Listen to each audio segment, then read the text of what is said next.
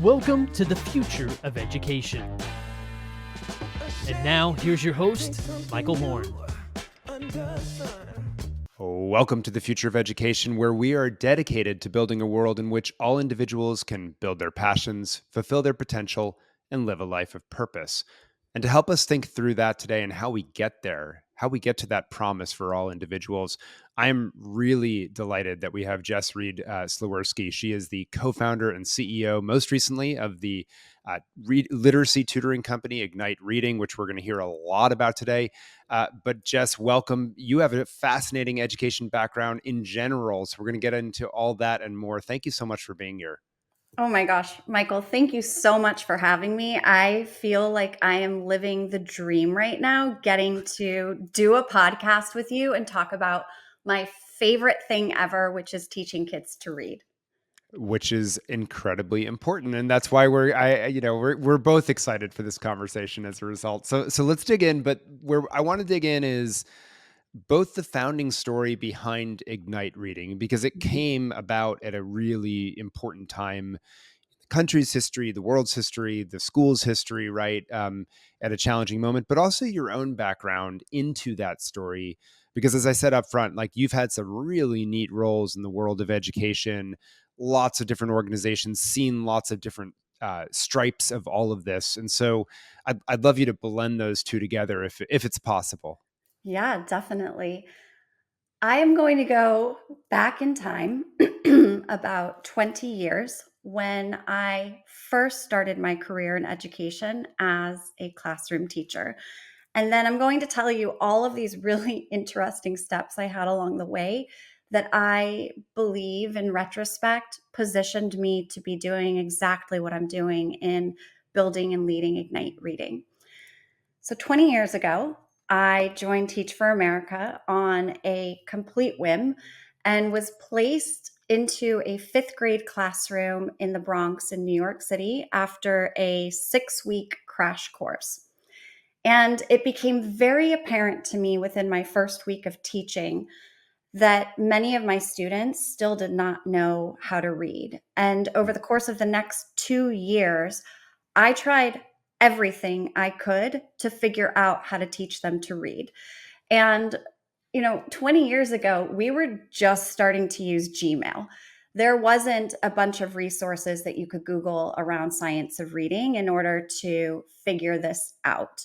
And so I was asking everyone, how do I teach my kids to read? And nobody knew how to help me. And so it wasn't until my third year of teaching, when I was a founding first grade teacher at a school in Harlem, that I finally learned how to teach my kids to read, because it just so happened that that school was using an evidence-based foundational skills curriculum. And I vividly remember, Michael, that feeling of going from working with kids who were just learning the alphabet to then watching them learn to read words and sentences and paragraphs of text. And it was so deeply emotionally gratifying. And I was also angry as hell that I had gone my first 2 years of teaching not knowing how to do this. Because what was so obvious to me, even as a baby teacher myself, was that yes, learning to read is a science. And what I was able to very easily understand was that it was not rocket science, because here I was in my early 20s and I was learning to do it and it was working. And all of my kids were learning to read in first grade on time. And so that was when there was this fire that was lit in me. And I became absolutely obsessed with wanting to help as many kids as possible learn how to read.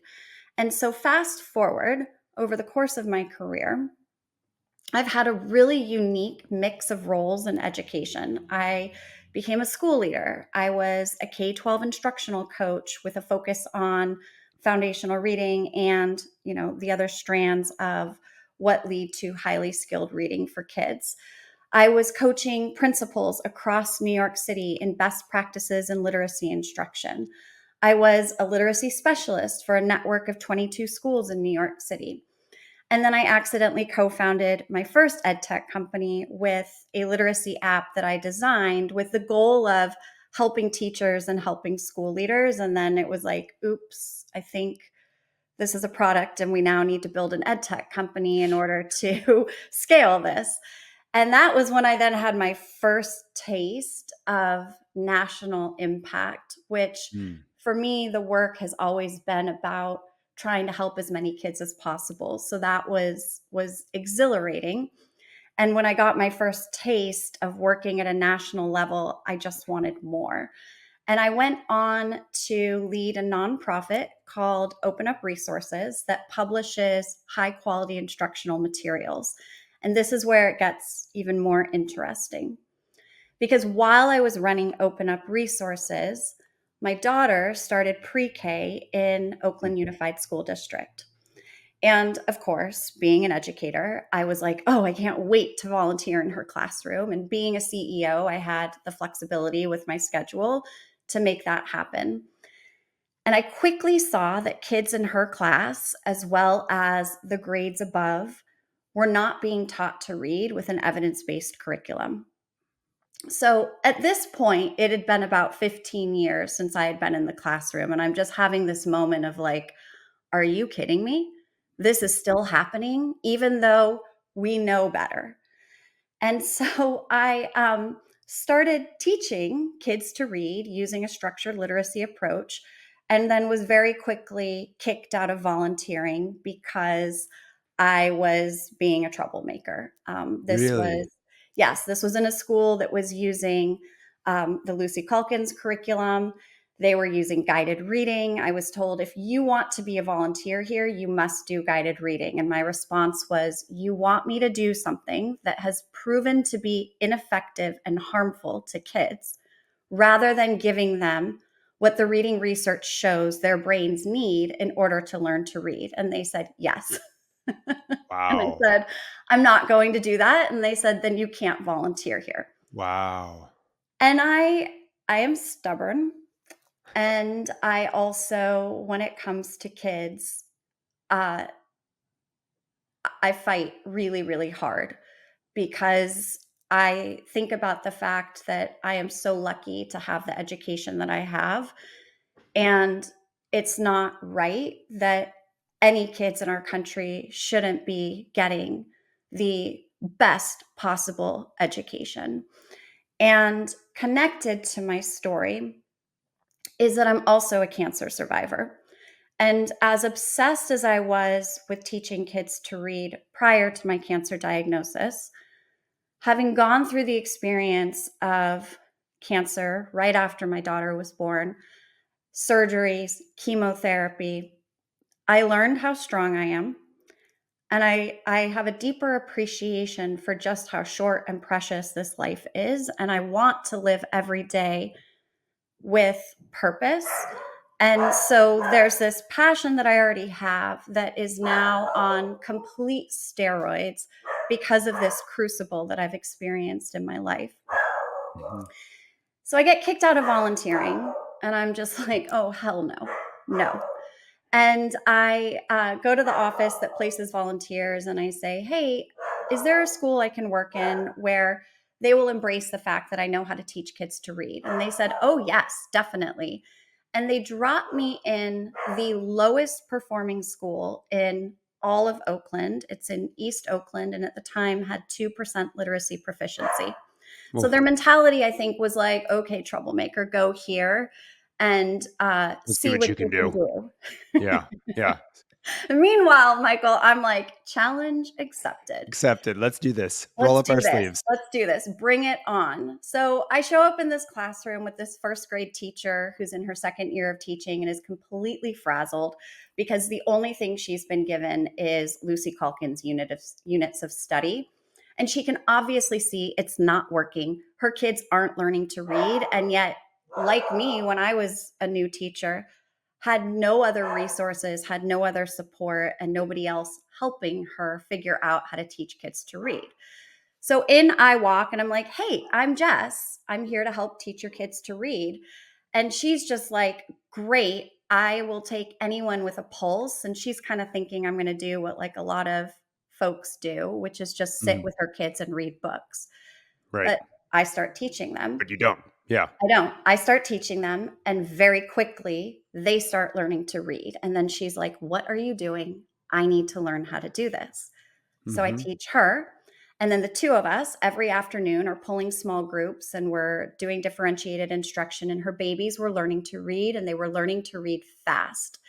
And they were on a trajectory for perhaps the first time in the history of that school to end the school year reading on grade level, Wow. which when you learn to read on time, which is ideally before the start of second grade, it fundamentally changes everything else about your school and arguably your life trajectory and the opportunities that are available to you. And I was like watching all of this happen. It was incredibly, incredibly exhilarating. And then, boom, it came to a screeching halt because of the pandemic. We packed the kids up for what we thought was going to be an extended spring break, and they never came back that school year. Yeah. And I couldn't stop thinking about them. And my personality is kind of obsessive. And I'm watching in the meantime my own child transition to Zoom school. And I'm thinking to myself, this is a disaster, but there's something really interesting about this. And Hmm. then meanwhile, the teacher I'd been mentoring was like, hey, we're gearing up to go back to school in the fall and be fully virtual. What do I do? And I said, you're going to do exactly what we were doing, but we're going to adapt it to be virtual. And I'm Mm. pretty sure your kids are still going to learn to read. And she trusted me and she tried it. And sure enough, within the first month of instruction, we had a crop of data showing from baseline to progress monitoring, her kids were growing as I have readers. goosebumps listening to this. Yeah. Keep going. During a pandemic, via Zoom, in a school where she had little to no support, high population of multilingual learners, high poverty, students with IEPs, every single odds stacked against her and her kids, and they were doing it. And as I looked at this data and I looked at what we were doing together, I was like, there is a model here.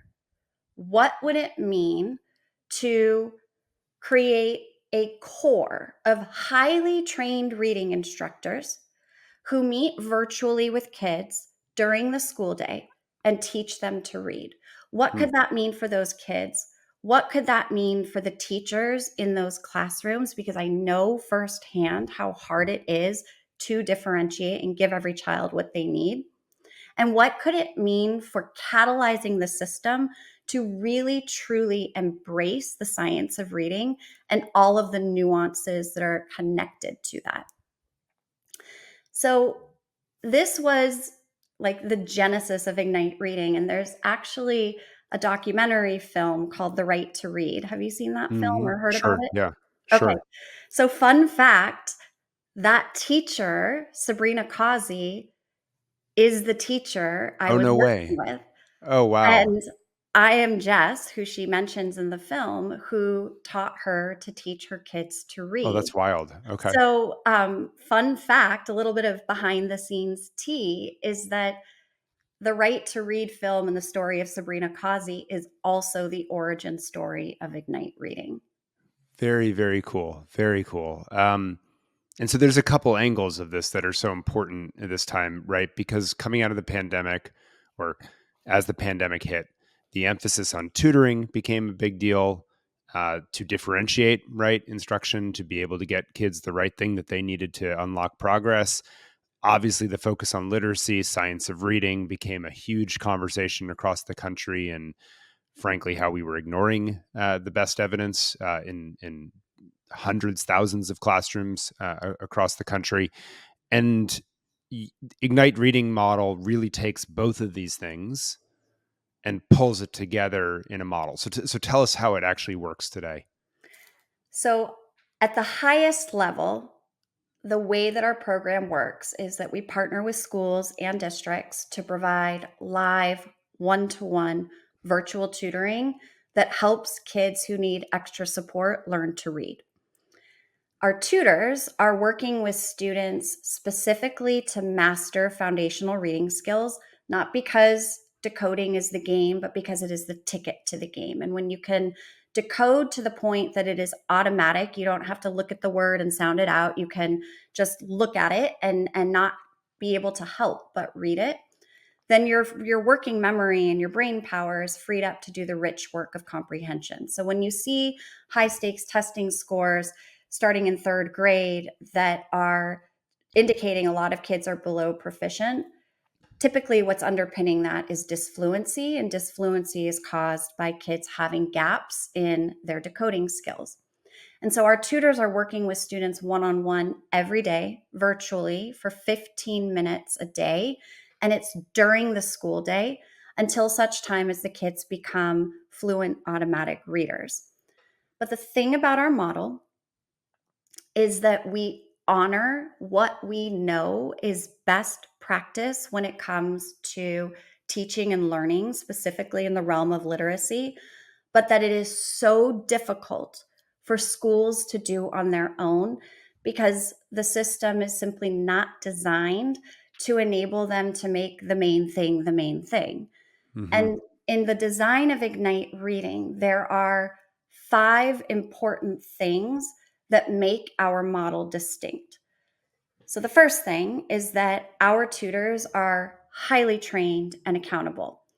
They are completing over 100 hours of paid professional learning and practicum experience before they're certified to tutor up to 30 hours a week.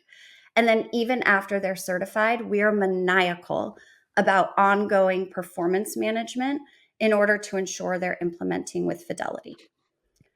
The second thing that we do is that we differentiate instruction so that every child's precise needs are being met.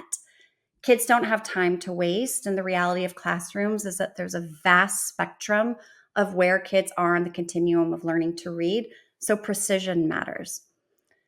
Third, the nature of one-on-one enables the necessary at-bats or repetition that kids need to solidify the code.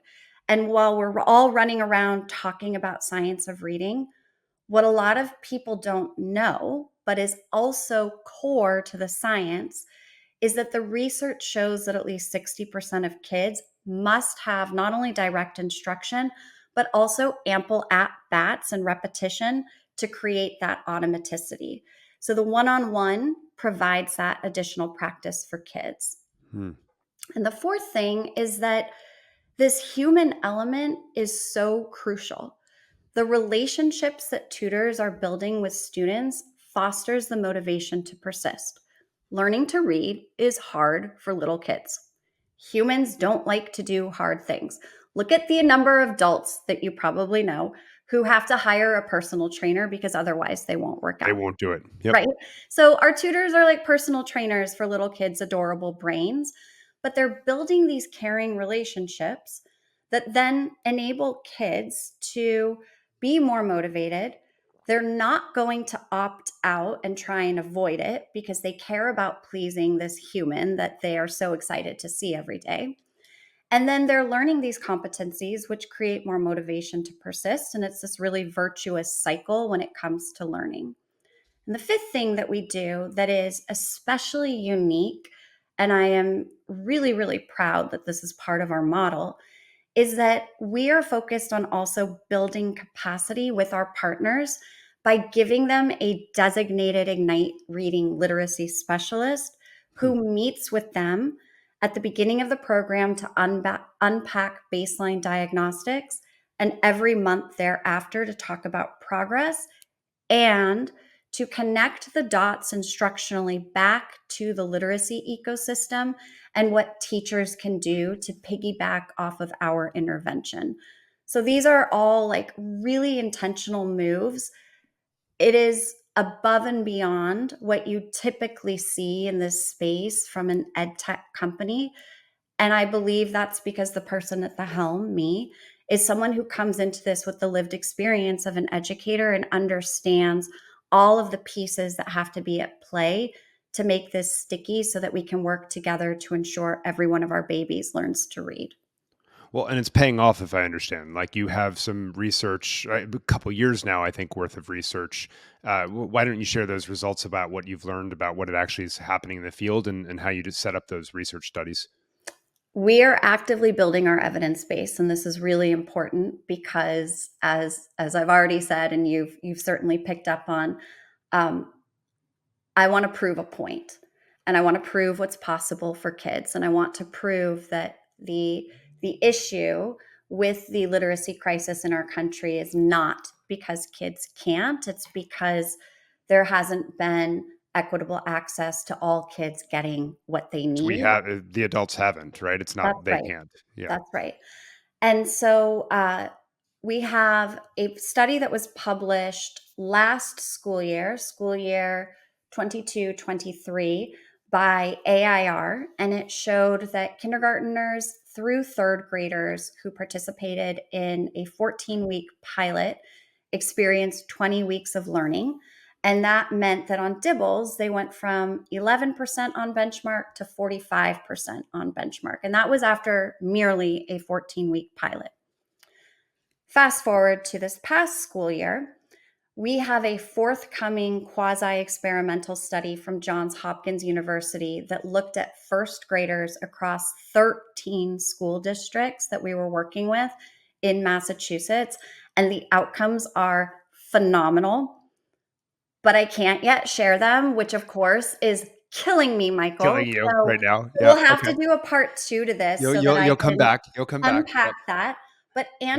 anecdotally, what I can tell you about our Dibbles data, because we validate the growth our kids are making with a third party assessment, is that we saw with first graders in particular, who we were working with, which is the best return on investment. You can close the kindergarten gaps, you can tackle the first grade content, you can graduate them ready to start second grade building knowledge.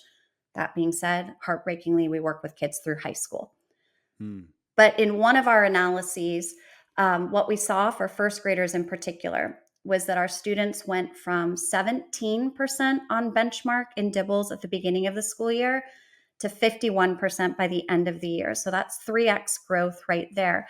And you know, the recovering perfectionist in me and the advocate for kids looks at this and is like, this isn't good enough. This isn't enough.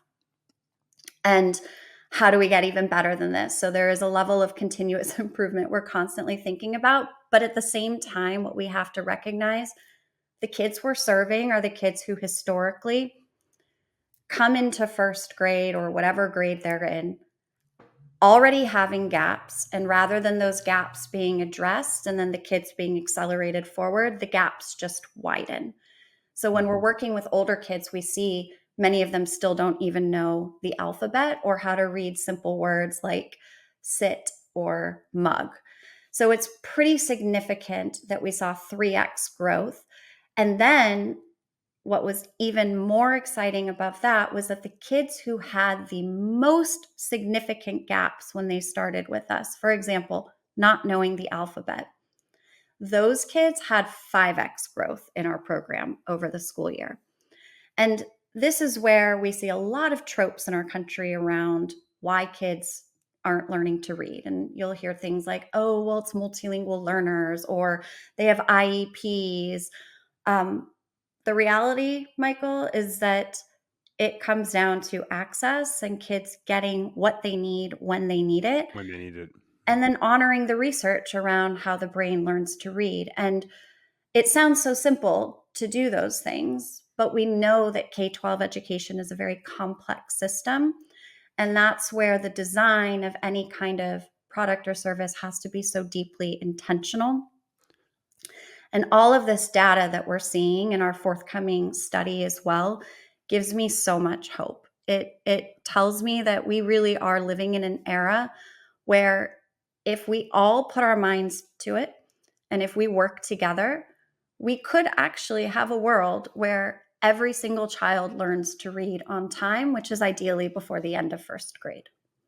So let's take this because you've said several obviously interesting things, but the one I want to pick up on at the moment is we're different from your average ed tech company, and I think that's a good thing on a few dimensions. As I'm hearing it from you, I've argued, ed tech companies can't just simply throw their product over the wall and hope it gets implemented. And they have to be really intentional about thinking about the whole model and the coherence, right, across all the tools being used, which is effectively what you're doing as you build capacity with your partners and really leaning in, not just to make sure it gets used, what you're offering gets used efficaciously, but that it coheres with the rest of the activities going on Yeah. in the building. I would love to hear you reflect on two things out of that. One, um, curiosity, like what are the resources for a school district to be able to afford that sort of services? And then the flip side is, we know a lot of the federal aid out of COVID is going away. There's a lot of talk about the tutoring services that have been offered that have, in many cases, not been implemented efficaciously. They've missed on some key things that you just described.